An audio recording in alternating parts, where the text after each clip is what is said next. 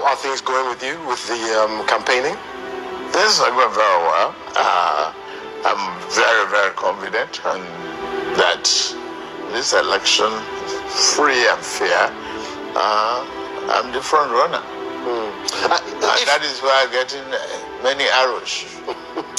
We'll talk about one or two of the arrows in a bit. Let's talk about your priorities. If you do win the elections in February and you're sworn into office come May 29th, what are your priorities? Security and economic recovery to accelerated development, to get Nigeria employed and get inflation down. Monetary policy needs to be changed. Subsidy needs to be decided upon and removed. Security is a big problem for many Nigerians. And I remember in this very room in 2015, I asked President Muhammadu Buhari when he was campaigning about that issue. And he said, well, we know what we're going to do. We know what we're going to do. The problem still persists. What are you going to do specifically? It actually reduced. I would defend him for that.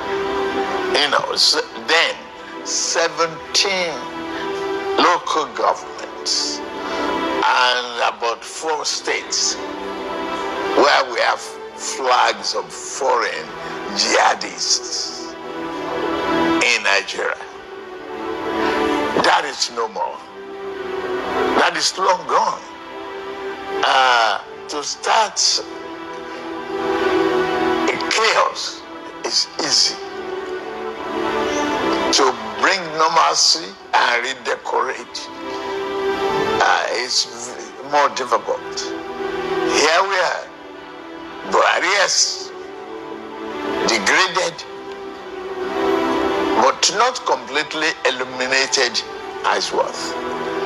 Then we talk briefly of lethal weapons and ammunition and technology equipment that could help accelerate the cleanup of those. The West is yet to feel comfortable enough with the Buhari administration to sell us the arms. Do you think that will change? That might change with you, or will that change with you? It could change. It might not change. But we have to look at, alternatives, and those are the mass recruitment of individuals in a volunteer army to really clean up. So more people in your military forces, security forces, so to speak, as you said during your speech downstairs. Now, I just want to move away from that because I realize we don't have much time. There's also the issue of, Nigerians have lived under this Buhari administration for 8 years now, almost 8 years. Some would say this 8 years has come with a lot of pain and a lot of suffering. You are coming from the same perspective as President Muhammadu Buhari, and you're members of the same political party. You helped bring him in to office nearly 8 years ago. What are you going to do different? Why should Nigerians be voting for you? Because I'm different.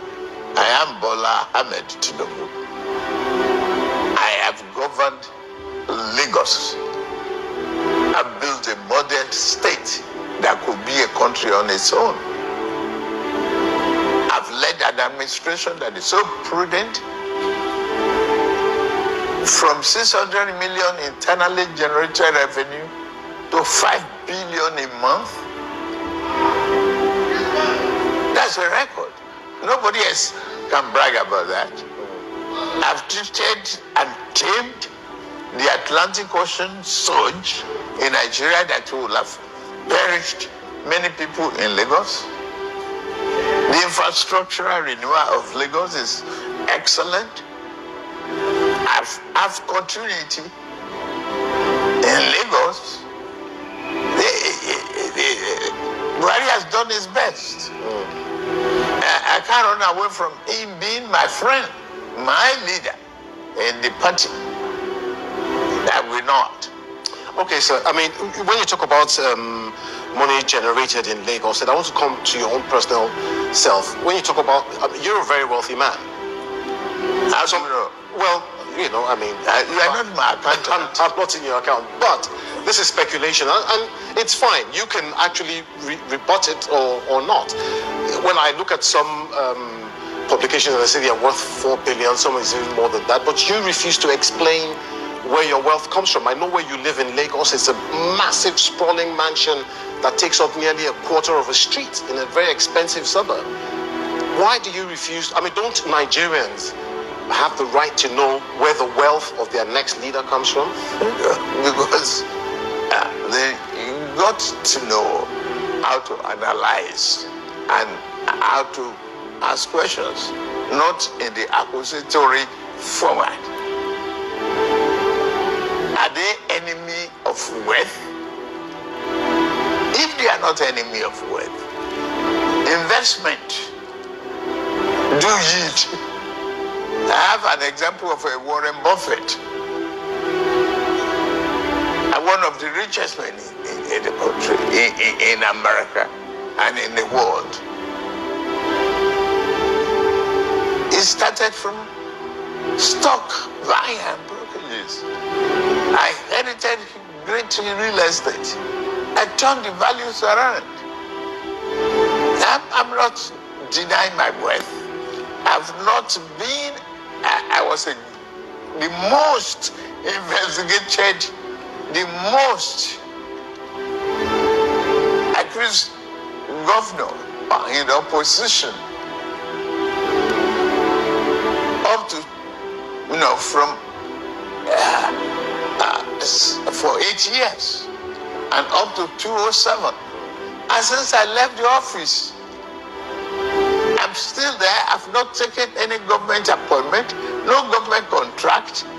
Yes, but some say the legacy you left in Lagos State was that, you were getting a share of the revenue that Lagos State was generating. Hey, excuse me, share what? Have they proven it? The World Bank has, IMF has investigated the record in Lagos. What's wrong with that? I want to move away from it's that. Envy. I think you've kind of explained that. We don't have much time. If you were not running for president, sir, you have two main opposition candidates, Abubakar Atiku and Peter Obi, who people are saying, is the young upstart, and I mean that in a very positive way. Young where? Young upstart. Have they been governor of Anambra? Anyway, Your Excellency, if you weren't running for president, which of your two major opponents would you be voting for? None. Why not? Because they are not as competent as any other person out there. They have no track record. None of them is qualified.